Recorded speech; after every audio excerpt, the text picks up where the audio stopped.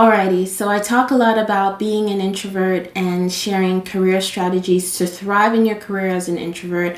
But over time, as I've been sharing this content, I've realized that a lot of extroverted leaders have been reaching out to me and saying things like, oh, I never considered all this in terms of personality on my team. I never considered that there were some introverts on my team and what that means in terms of dynamics. So it made me realize that not every leader is taking into account the various personalities that they have on their team. A lot of leaders are just leading their team the way they would want to be led, as opposed to really understanding the various personalities on their teams and how to better interact with them. So in this video, I'm sharing a couple of tips that can help you if you are leading introverts. Whether you are an introvert or not, these tips can help you better lead introverts and help to get the best out of the various members on your team who may be introverts. My name is Lisa Appiah. I am a certified career and resume strategist and the founder of We Apply. I tend to work with introverts, helping them boost their visibility and confidence to get hired and promoted while staying true to themselves. And so let's get started. My first tip for leaders is that if you have introverts on your team, something that can really help them is if you circulate a meeting agenda ahead of time. Introverts like to think, like to be able to prepare their thoughts ahead of time. And so you circulating an agenda or even just a couple of bullets that tells people what is going to be the discussion for that day will help people better prepare for the conversation and be able to contribute better. Another thing I would say is don't schedule back-to-back meetings, especially if they're long meetings. You want to have a break between meetings. With the move to remote work and more people working at home, some people have seen that as an opportunity to just schedule more meetings within a day because they figure, oh, you're on Teams, you're on Zoom, whatever, you just log into the next meeting.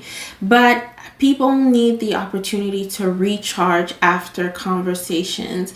When you're in the office, those are things that are sometimes considered when you're organizing a meeting. You know that people need to take the elevator, go from one building to another building or whatever. So you don't tend to schedule that many meetings back to back, but it tends to happen often online.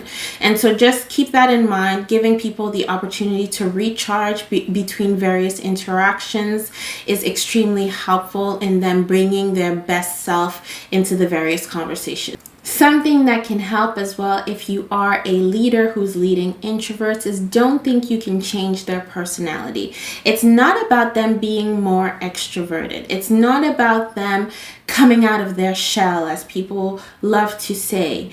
Those are expressions that we often use, but it often gives a connotation that there is something wrong with the person. There is nothing wrong with the person for them being an introvert. They just view the world and see the world differently than you do. And they have various experiences that are different than yours. So getting into my next point, which is creating an environment where various communication styles can be accepted.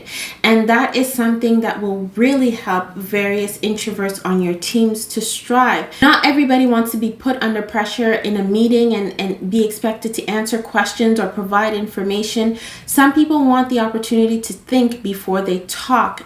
Not everybody is reactive and just provides information or says things on the spot that way. And so being able to understand the various personalities that you have on your team and being able to create an environment where you accept and encourage various communication styles is something that can really help introverts on your team to strive.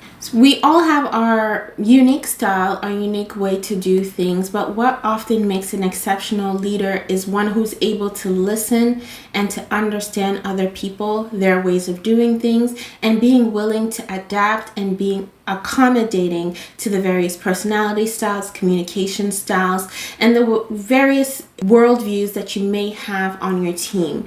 And so being able to take the time as a leader to understand your team and understand who you're working with is what is really going to help you to bring out the best in them so that they can achieve results, be better engaged, and be willing to do more to accomplish the goals of the organization. I hope you found this video helpful.